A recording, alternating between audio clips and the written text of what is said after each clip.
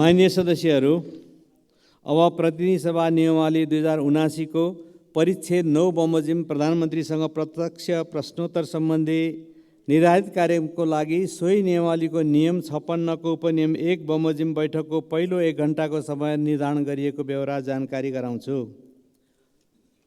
माननीय सदस्यहरू, सम्माननीय प्रधानमन्त्रीसँग प्रश्न गर्न माननीय सदस्यहरूबाट नियमावलीको नियम 58 बमोजिम प्रश्नहरू प्राप्त भइसकेको बेहोरा समेत जानकारी गराउँछु। यस परिच्छेद बमोजिम प्रधानमन्त्रीसँग प्रत्यक्ष प्रश्नोत्तरमा स्पष्टीकरण सोध्ने व्यवस्था नरहेको पनि जानकारी गराउँछु। माननीय सदस्यहरू, अब म सम्माननीय प्रधानमन्त्री श्री पुष्पकमल दाहाल प्रचण्डलाई प्रत्यक्ष प्रश्नोत्तर कार्यको लागि रोस्टममा आमन्त्रण गर्दछु।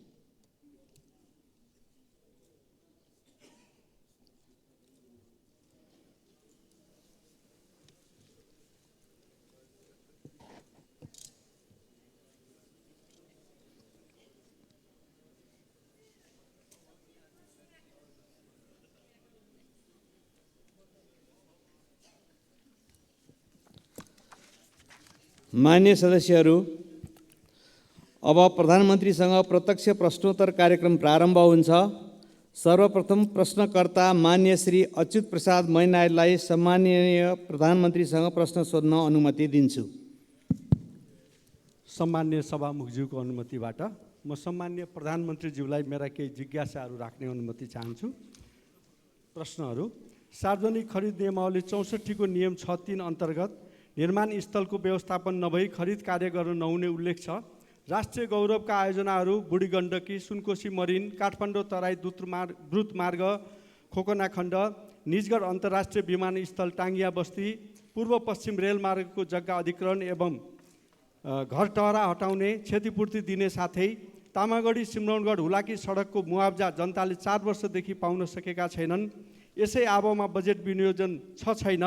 साथै बहुचर्चित रेल सेवा सञ्चालनबारे सरकारको दृष्टिकोण के छ र यसै गरी संसदमा समेत आवाज उठेको सम्माननीय सभामुख महोदय, रुस युक्रेन युद्धमा रुसको पक्षबाट नेपाली युवाहरूको संलग्नताको विषयमा सो बारेमा पनि म सरकारको जिज्ञासा जवाफ चाहन्छु। धन्यवाद।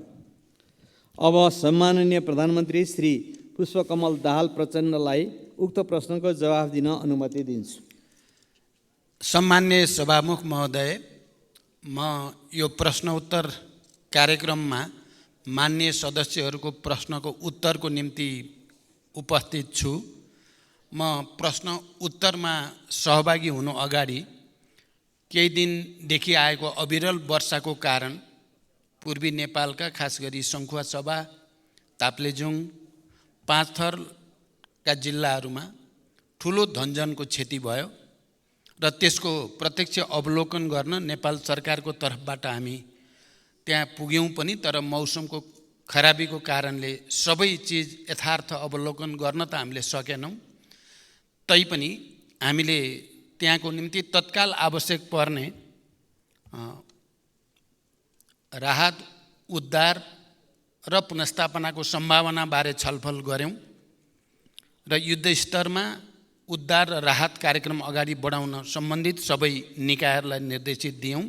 म अहिले त्यसको व्याख्या होइन, खालि म मृतकहरूप्रति श्रद्धाञ्जली र शोकसन्तप्त परिवारहरूप्रति समवेदना व्यक्त गर्न चाहन्छु। त्यसै गरी आज ओखलढुङ्गामा पनि फेरि पहिरोमा परि जो 4 जनाको क्षति भएको कुरा आएको छ, उहाँहरूप्रति पनि म श्रद्धा व्यक्त गर्न चाहन्छु र पीडितहरूप्रति संवेदना व्यक्त गर्न चाहन्छु। हामी सबै मान्य सदस्यहरूसँग नेपाल सरकारको तर्फबाट हाम्रो विकासको मोडालिटीको बारेमा, हाम्रो भौगोलिक अवस्थितिको बारेमा, भौगोलिक अध्ययन गरेर बस्तीको बारेमा हामीले गम्भीर रूपले र रणनीतिक रूपले नसोच्ने हो भने यस्ता घटनाहरूको पुनरावृत्ति भइराख्ने स्थिति छ। यतातिर नेपाल सरकारको पक्कै पनि गम्भीर रूपले ध्यान आकर्षित भएको छ। म सबै मान्य सदस्यहरूले पनि यो विषयलाई हामीले दीर्घकालीन ढङ्गले विचार गर्न जरुरी छ भन्ने आग्रह गर्न चाहन्छु। अब म प्रश्न उत्तरतिरै लाग्छु।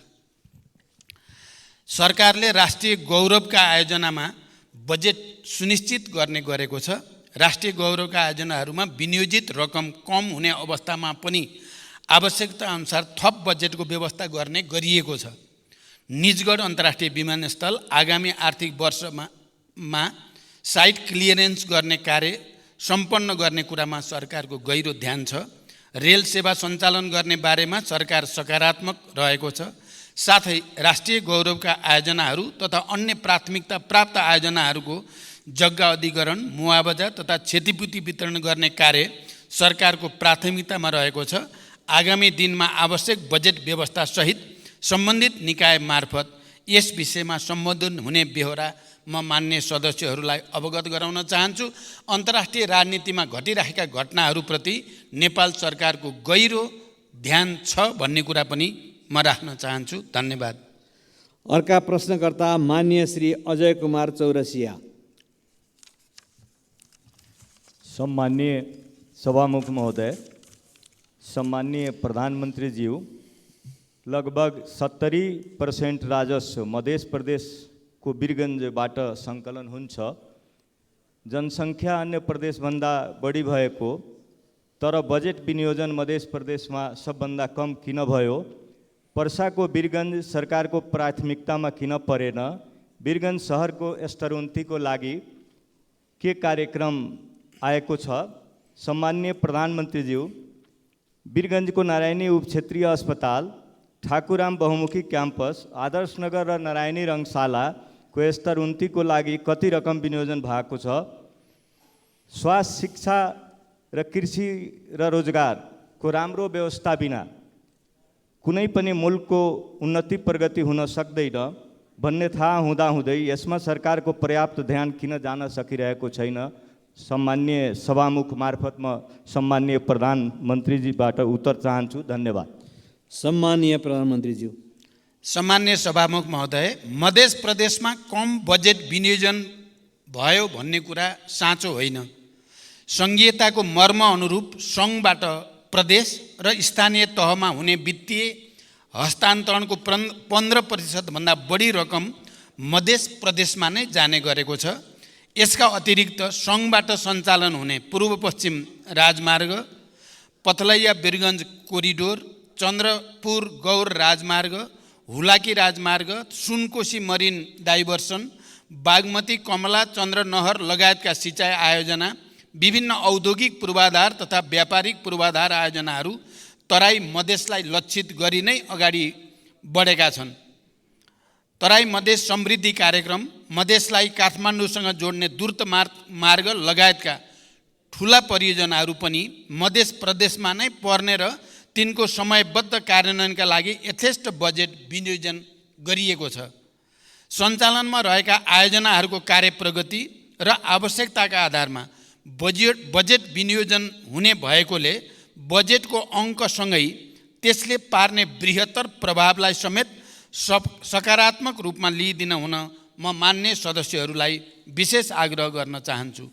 पर्साको वीरगञ्जको विकास सरकारको प्राथमिकतामा छ। नारायणी रङ्गशालामा आगामी वर्षका लागि 1,50,00,000 विनियोजन गरिएको छ। नारायणी अस्पतालको लागि रु 41,30,00,000 विनियोजन गरिएको छ। ठाकुरराम बहुमुखी क्याम्पसका लागि विश्वविद्यालय अनुदान आयोग मार्फत अनुदान जाने व्यवस्था मिलाइएको छ। सरकारले मानव जीवनसँग सम्बन्धित अत्यावश्यक विषयहरू स्वास्थ्य, शिक्षा, कृषि र रोजगारीलाई उच्च प्राथमिकतामा राखेको छ। सरकारले स्वास्थ्य पूर्वाधार निर्माण, मेसिन उपकरण खरिद र जनशक्तिका लागि आवश्यक पर्ने रकम विनियोजन गरेको छ।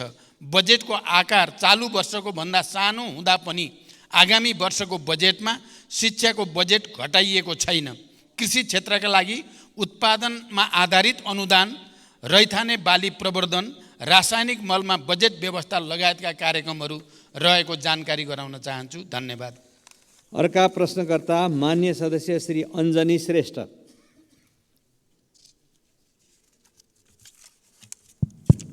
सम्माननीय सभामुख महोदय, सम्माननीय सभामुख महोदय, सम्माननीय सभामुख मार्फत प्रधानमन्त्रीसँग प्रश्न राख्न चाहन्छु। यस गरिमामय सदनमा शून्य समय, विशेष समय र आकस्मिक समयमा उठाएका जनतासँग सरोकार भएका प्रश्नहरूको उत्तर कहिले आउँदैन, किन? यो सदनमा प्रस्तुत बजेटमा 77 जिल्लालाई सम्बोधन गर्दा जनतालाई सरकार छ कि छैन महसुस भएन। अबका दिनमा सरकार जनतासँगै रहेको महसुस कसरी दिलाउन सकिन्छ भन्ने जिज्ञासा राख्न चाहन्छु। धन्यवाद। सम्माननीय प्रधानमन्त्री। मैले अहिले भर्खरै बोल्ने मान्य सदस्यको मैले नाम थाहा पाउनु पर्ने भयो। अञ्जनी श्रेष्ठ।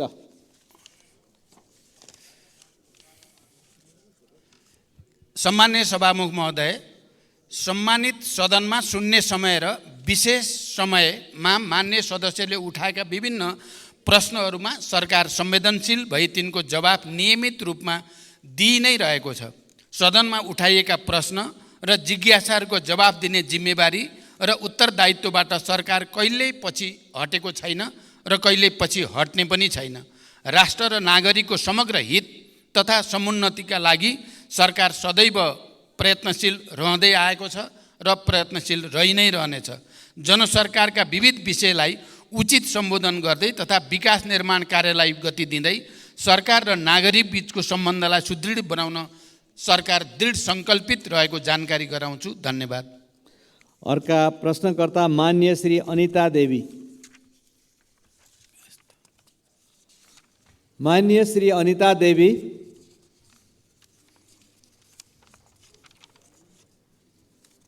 माननीय श्री अनिता देवी। यसपछि अर्का प्रश्नकर्ता मान्य श्री अनिसा नेपाली। सम्माननीय सभामुख महोदय, आज म सभामुख महोदय मार्फत प्रधानमन्त्रीज्यूलाई प्रश्न सोध्न चाहन्छु। सम्माननीय प्रधानमन्त्रीज्यूको हालै सम्पन्न भारत भ्रमणमा भारतले नेपालबाट 10,000 मेगावाट विद्युत खरिद गर्ने सहमति भएको जानकारी आयो। उक्त 10,000 मेगावाट कुन कुन आयोजनाबाट के कति परिमाण र कुन दरमा भारतले खरिद गर्न खोजेको हो? खरिद सम्झौता कहिलेबाट सुरु हुन्छ र कहिलेसम्मको लागि हो? नेपालकै लगानीको विदेशी कम्पनीले ठेक्कामा निर्माण गरेका योजनाको विद्युत खरिद हुन्छ हुँदैन? यस सम्बन्धमा के कस्तो कार्यविधि तयार हुँदैछ? यस्तो महत्त्वपूर्ण विषय संसदको जानकारीको विषय हो कि होइन? धन्यवाद। सम्माननीय प्रधानमन्त्री। सम्मान्य सभामुख महोदय, भर्खरै मैले मित्र राष्ट्र भारतको भ्रमण गर्दा नेपालको जलविद्युत विकासका लागि लगानी भित्र्याउन र उत्पादित विद्युत निर्यात गर्ने सम्बन्धमा महत्त्वपूर्ण कार्यहरू भएका छन्। भारत सरकारले आगामी 10 वर्षमा नेपालबाट 10,000 मेगावाट जलविद्युत खरिद गर्ने प्रतिबद्धता भारतीय प्रधानमन्त्री श्री नरेन्द्र मोदीजीले व्यक्त गर्नुभएको कुरा अवगत भएकै छ। भारतसँगको दीर्घकालीन ऊर्जा व्यापार सम्झौतामा प्रारम्भिक हस्ताक्षर भ्रमणकै दौरानमा भइ पनि सकेको छ। सम्झौतामा अन्तिम हस्ताक्षर छिटै हुने विश्वास छ।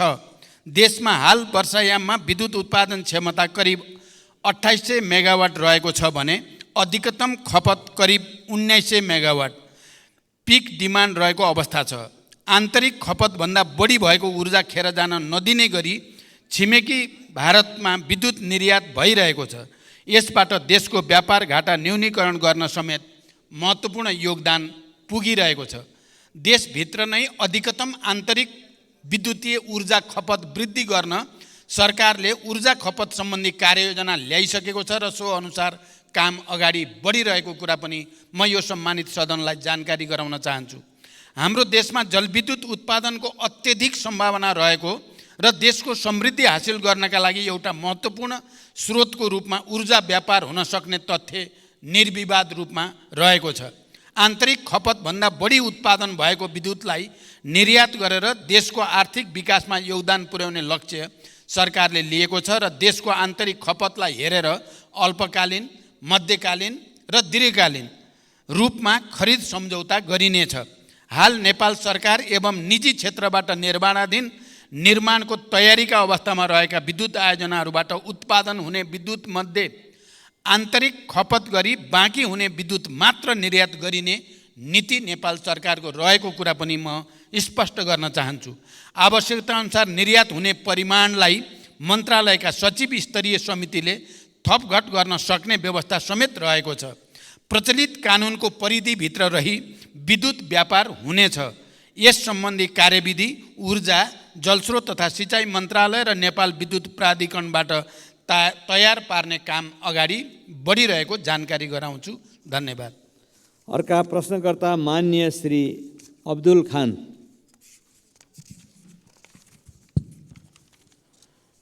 सम्माननीय सभामुख महोदय मार्फत सम्माननीय प्रधानमन्त्रीज्यूलाई प्रश्न सोध्न चाहन्छु।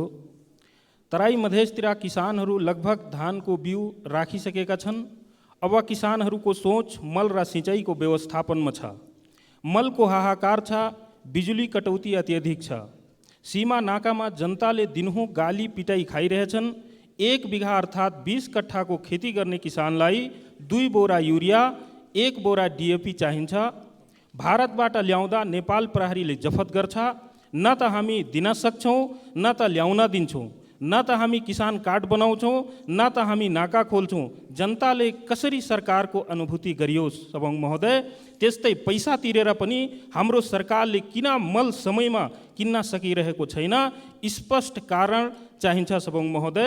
1 रुपियाँ भन्दा माथिको सामानमा भन्सार कर लगाउनु कतिको जायज छ? हस्, धन्यवाद। सम्मानीय प्रधानमन्त्री। सम्मान्य सभामुख महोदय, रासायनिक मलको आपूर्ति व्यवस्था विगतका वर्षहरूमा भन्दा सुदृढ भएको जानकारी गराउन चाहन्छु।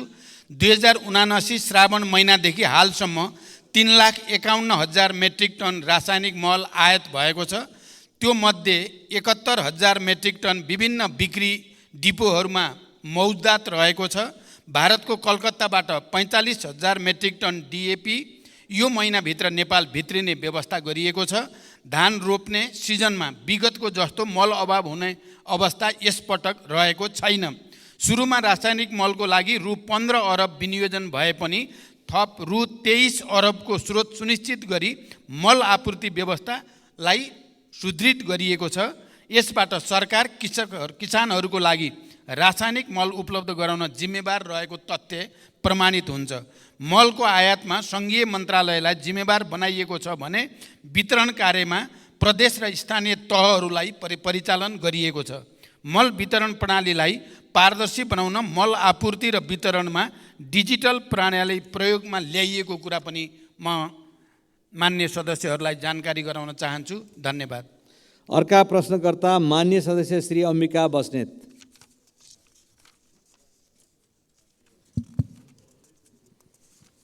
सम्माननीय सभामुख महोदय मार्फत सम्माननीय प्रधानमन्त्रीज्यूसँग जिज्ञासा राख्न चाहन्छु।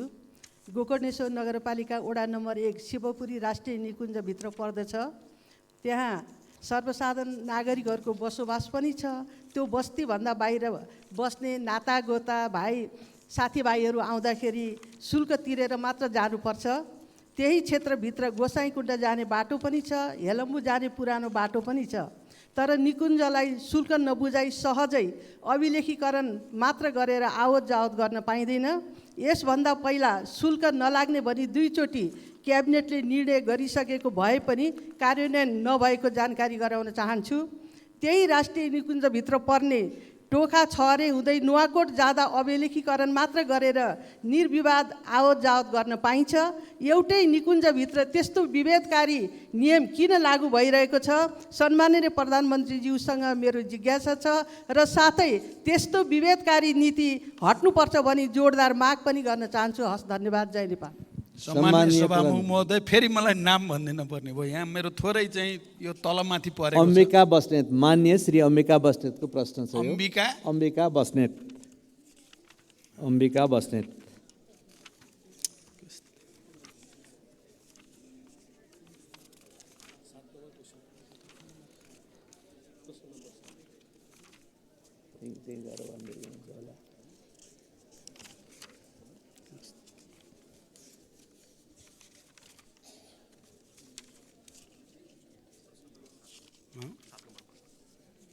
नम्बरै छैन रहेछ के? कसरी गडबड खाए छैन यहाँ त। कसरी गडबड खाए? प्रश्न साथै छैन यहाँ। मान्य सदस्य, एकचोटि फेरि प्रश्न भनिदिन म अनुरोध गर्दछु। मेरो तयारीमा केही कमजोरी रहेको देखियो। सम्माननीय सभामुख महोदय मार्फत सम्माननीय प्रधानमन्त्रीज्यूसँग जिज्ञासा राख्न चाहन्छु। गोकर्णेश्वर नगरपालिका वडा नम्बर 1 शिवपुरी राष्ट्रिय निकुञ्जभित्र पर्दछ। त्यहाँ सर्वसाधारण नागरिकहरूको बसोबास पनि छ। त्यो बस्तीभन्दा बाहिर बस्ने नातागोता साथीभाइ आउँदा शुल्क तिरेर जानुपर्छ। त्यही क्षेत्रभित्र गोसाइँकुण्ड जाने बाटो पनि छ, हेलम्बु जाने पुरानो बाटो पनि छ। तर निकुञ्जलाई शुल्क नबुझाइ सहजै अभिलेखीकरण मात्र गरेर आवत जावत गर्न पाइँदैन। यसभन्दा पहिला शुल्क नलाग्ने भनी 2 चोटि क्याबिनेटले निर्णय गरिसकेको भए पनि कार्यान्वयन नभएको जानकारी गराउन चाहन्छु। त्यही राष्ट्रिय निकुञ्जभित्र पर्ने टोखा छहरे हुँदै नुवाकोट जाँदा अभिलेखीकरण मात्र गरेर निर्विवाद आवत जावत गर्न पाइन्छ। एउटै निकुञ्जभित्र त्यस्तो विभेदकारी नियम किन लागू गरिएको छ? सम्माननीय प्रधानमन्त्रीज्यूसँग मेरो जिज्ञासा छ। र साथै त्यस्तो विभेदकारी नीति हट्नुपर्छ भनी जोरदार माग पनि गर्न चाहन्छु। हस्, धन्यवाद। जय नेपाल। सम्माननीय प्रधानमन्त्रीज्यू, यसको जवाफ जान्छ। सम्मान्य सभामुख महोदय, गोकर्णेश्वर नगरपालिका अन्तर्गत मान्य सदस्यले जे प्रश्न उठाउनु भएको छ यो बारेमा सरकारलाई पहिले पनि त्यस पालिकाका जनप्रतिनिधिहरूले आवाज उठाइसक्नु भएको छ र यो समस्याको समाधान गर्न सरकारले पहल गरिसकेको म यहाँलाई जानकारी गराउन चाहन्छु। धन्यवाद। अर्का प्रश्नकर्ता मान्य सदस्य श्री अमरबहादुर थापा। माननीय सभामुख महोदय मार्फत सम्माननीय प्रधानमन्त्रीज्यूसँग मेरो प्रश्न छ। सरकारको नीति तथा कार्यक्रममा आगामी 80-81 को बजेटमा कर्णाली सुदूरपश्चिम र मध्य प्रदेशलाई विशेष व्यवस्था गर्ने भन्नुभएको थियो र पुस्तिकामा हेर्दा कुनैमा देखिएन त्यो विशेष बजेट कहाँ छ, यसको प्रश्न चाहियो। र कर्णाली प्रदेश र मध्य प्रदेशका जनता गरिबीको रेखामुनि रहेका छन्। ती गरिबीको रेखामुनि रहेका जनताको जीवनस्तर कहिलेसम्म माथि उठ्छ, यसको जवाब चाहियो। र यो देशलाई उत्पादनतिर र यो देशको ढुकुटी बलियो बनाउने यो सरकारको के योजना छ र त्यो संसदलाई जानकारी चाहियो। धन्यवाद। सम्माननीय प्रधानमन्त्रीज्यू। सभामुख महोदय, मान्य सदस्यहरूले मध्य प्रदेशमा बजेट विनियोजनका सम्बन्धमा उठाउनु भएको प्रश्नका सम्बन्धमा मैले भर्खरै यस सम्मानित सदनलाई जानकारी गराइसकेको छु। मान्य सदस्यले कर्णाली प्रदेशमा बजेट विनियोजनका सम्बन्धमा पनि प्रश्न गर्नुभएको सन्दर्भमा कर्णाली प्रदेशका लागि लक्षित गरी कर्णाली समृद्धि कार्यक्रम सञ्चालित छ।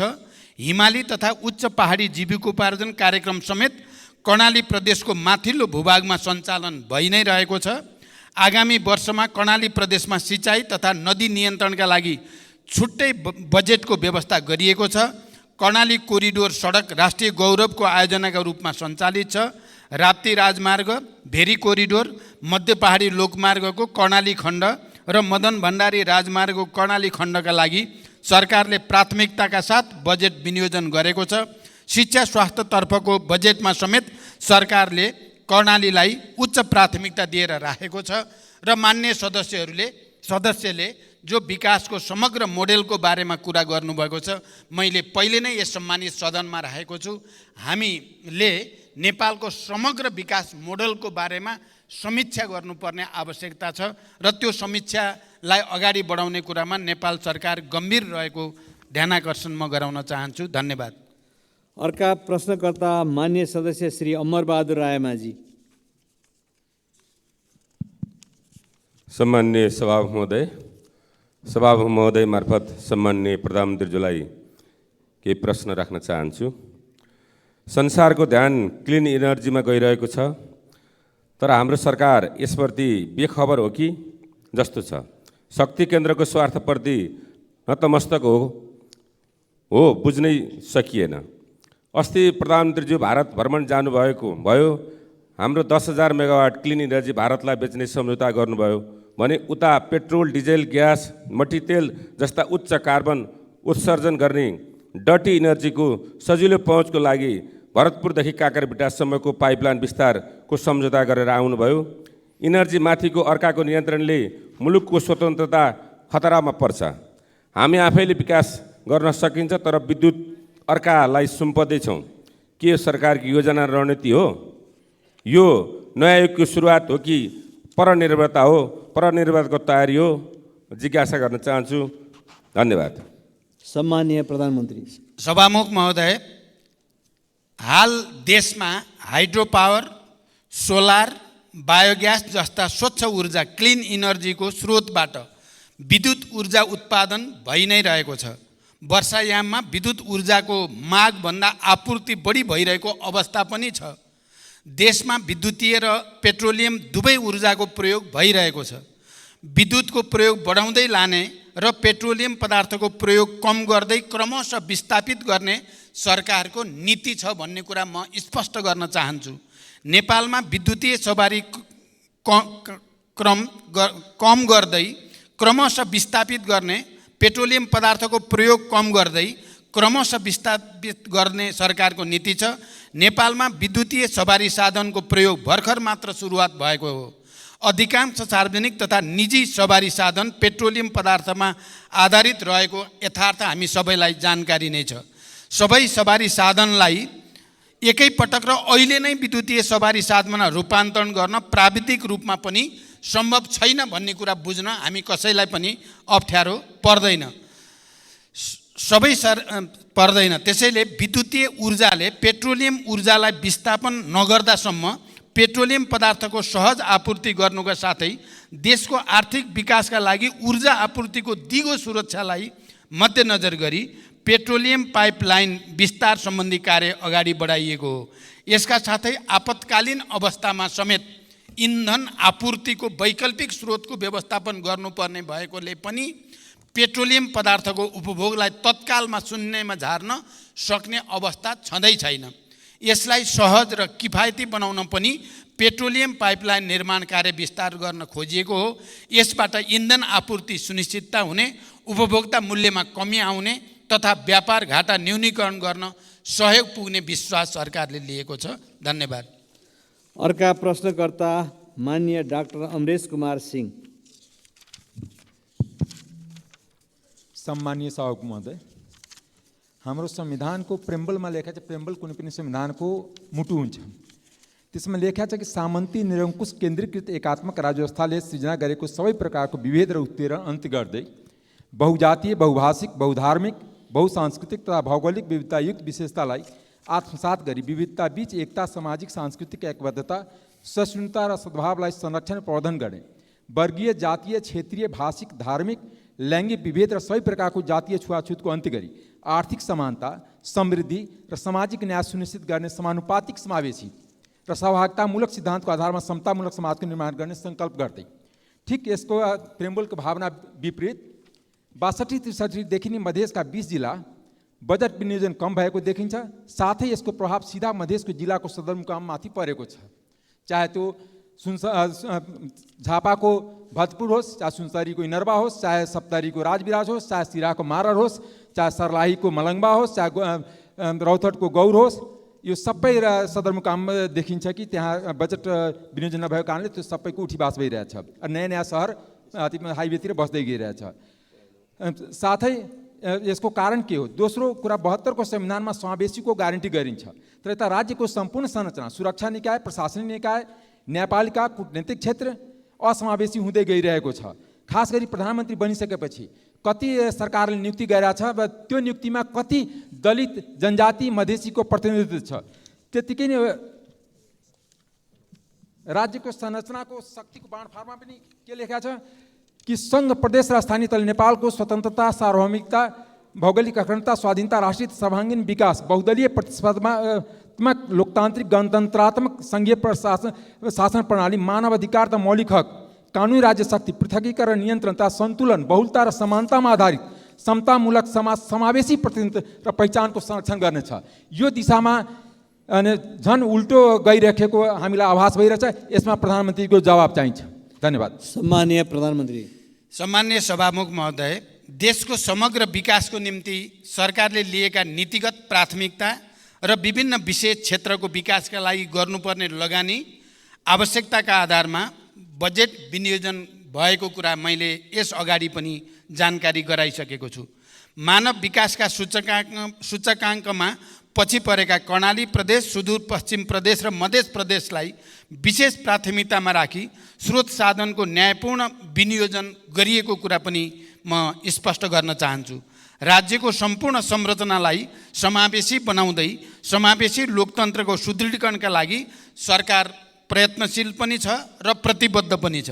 सोही अनुसार विभिन्न नीतिगत, कानुनी र प्रक्रियागत सुधारहरूलाई निरन्तरता दिने कुरामा सरकार स्पष्ट रहेको जानकारी म मान्य सदस्यलाई गराउन चाहन्छु। धन्यवाद। अर्का प्रश्नकर्ता मान्य सदस्य श्री अमृतलाल राजवंशी। सम्मान्य सभामुख महोदय, सम्मान्य सभामुख मार्फत सम्मान्य प्रधानमन्त्रीज्यूलाई प्रश्न सोध्न चाहन्छु। सम्मान्य प्रधानमन्त्रीज्यू, दुधको गुणस्तर जाँच्ने, दुध सम्बन्धी उच्च स्तरीय अध्ययन, किसानसँग प्रत्यक्ष सरोकार भएको दुधको न्यूनतम समर्थन मूल्य तोक्ने जस्ता महत्त्वपूर्ण कामहरू राष्ट्रिय दुग्ध विकास बोर्ड सरकारले खारेज गर्नुपर्ने कारण के हो, जबकि 2 वर्षभित्र दुधको उत्पादनमा आत्मनिर्भर गर्ने सरकारको लक्ष्य हासिल गर्न यस बोर्डको मुख्य भूमिका रहन्छ। साथै मिति 2080 असार 7 गते माननीय कृषि तथा पशुपन्छी मन्त्री र सचिवज्यूसँग भएको छलफलमा उहाँहरूले दिएको जानकारी अनुसार केही तथ्याङ्कहरू परिवर्तन भएकोले सोही अनुसार प्रश्न सोध्न चाहन्छु। लम्पी स्किन रोगको महामारीले 21,000 भन्दा बढी गाई भैँसी मरिसकेका, 6,08,200 गाई भैँसीहरू यो रोगबाट सङ्क्रमित भएका एवं 76 जिल्लामा यो रोग फैलेको अवस्था छ र यस विषयमा सरकारले के गरिरहेको छ स्पष्ट जानकारी होस्। धन्यवाद। सम्मानीय प्रधानमन्त्री। सम्मान्य सभामुख महोदय, राष्ट्रिय दुग्ध विकास बोर्डको कार्यक्षेत्र र मन्त्रालय एवं विभागबाट सम्पादन भइरहेको कार्य समानान्तर प्रकृतिको रहेको देखिएको हुँदा दोहोरोपन समेत देखिएको र यसलाई खारेज गरी यस सम्बन्धी नियामकीय र प्रवर्धनात्मक कार्य मन्त्रालय र विभागबाट सम्पादन हुने व्यवस्था मिलाइनेछ। हाल सार्वजनिक खर्चमा परेको चाप समेतलाई मध्यनजर गरी यो निर्णय लिइएको म जानकारी गराउन चाहन्छु। लम्पी स्किन रोग नेपालमा पहिलो पटक व्यापक रूपमा फैलिएको अवस्था रहेको छ। रोग लाग्न नदिन र लागेका पशुहरूलाई उपचारको लागि सङ्घ, प्रदेश, स्थानीय तह र विभिन्न संस्थाहरूमा रहेका पशु सेवा प्राविधिक परिचालन गरिएको छ। सङ्घबाट कृषि तथा पशुपन्छी विकास मन्त्रालयले सहसचिवको नेतृत्वमा प्रदेशमा 7 वटा टोली परिचालन गरिएको छ। स्थानीय तह र प्रदेशमा कार्यरत पशु सेवा प्राविधिकहरूलाई अनलाइन तालिमको व्यवस्था गरी क्षमता विकास गर्ने काम भइ नै रहेको छ। यो रोग नियन्त्रण र उपचारका लागि सङ्घीय स्तरबाट चाँडै बजेटको व्यवस्था गरी स्थानीय तहमा पठाउने प्रक्रिया अगाडि बढेको पनि म जानकारी गराउन चाहन्छु। आगामी दिनहरूमा यस्ता सङ्क्रामक रोग फैलिन नदिन क्वारेन्टाइन व्यवस्थापन, जनशक्ति व्यवस्थापन र औषधि उपचारलाई थप सुदृढ गरिनेछ। धन्यवाद। अर्का प्रश्नकर्ता मान्य सदस्य श्री अमृता देवी अग्रहरी।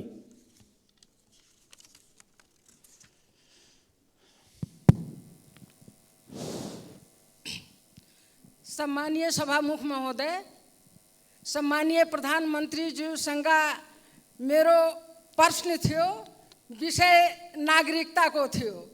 अब नागरिकता समस्या सर्वोच्चबाट चाहिँ अनुमोदन भइसकेको हुनाले मेरो प्रश्न चाहिँ छोटो भइसकेको छ।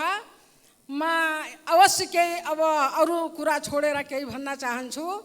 नागरिकता जस्तो संवेदनशील विषयमा देशलाई विभाजन गर्ने र राजनीतिक दावपेचको विषय बनाउनु हुँदैन। यहाँ बसेका जति हामी सांसदहरू थियौँ, सबै पक्षबाट जन्मसिद्ध नागरिकको सन्तानलाई नागरिकता मिल्नै पर्छ भन्ने सबै चाहिँ मान्यजीहरूबाट म सुन्दै आएको थिएँ। यहाँ नागरिकताको विरोधी मैले कसैलाई देखेन। हामीले जे देख्यो यहाँ सिस्टमको लागि कुरा उठेको थियो।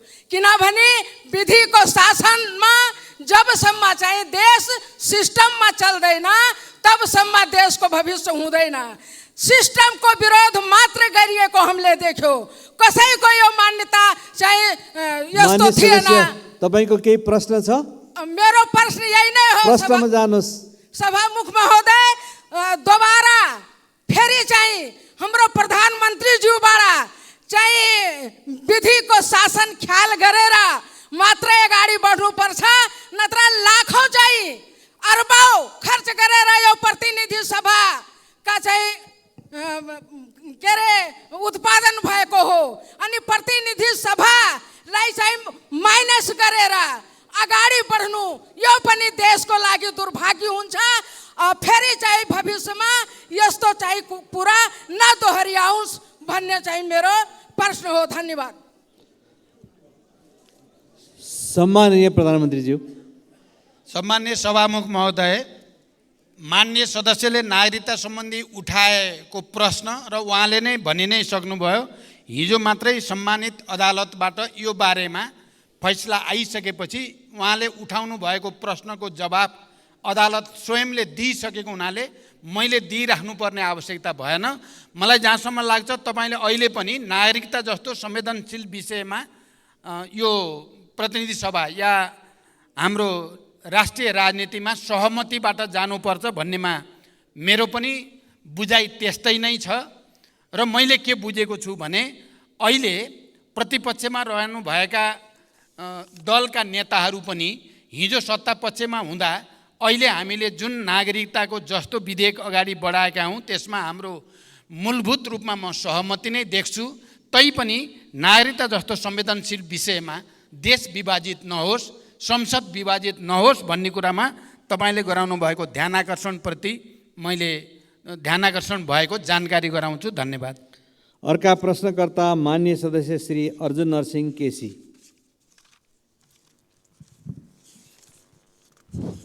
सभामुख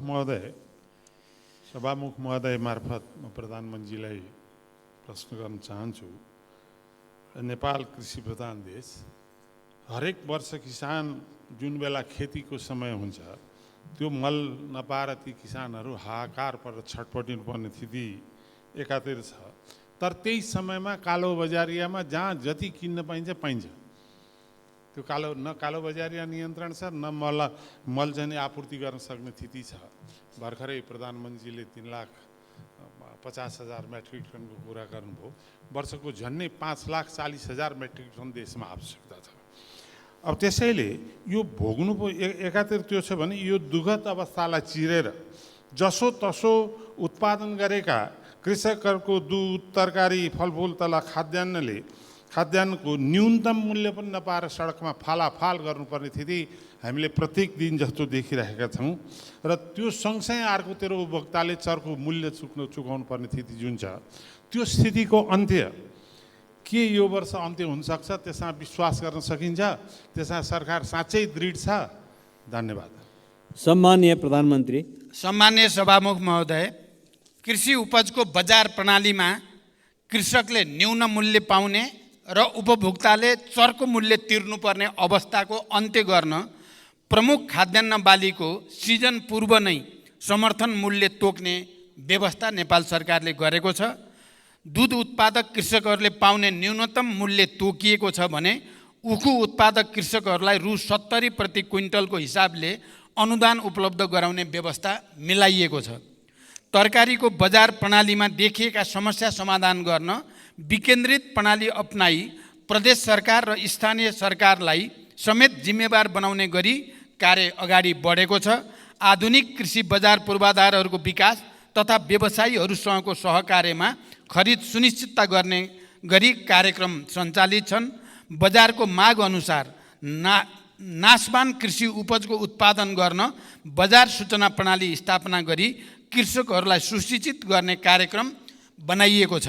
बढी उत्पादन भएको कृषि उत्पादन कोल्ड स्टोरमा राख्न सक्ने गरी पूर्वाधार विकासको कार्य अगाडि बढिरहेको छ।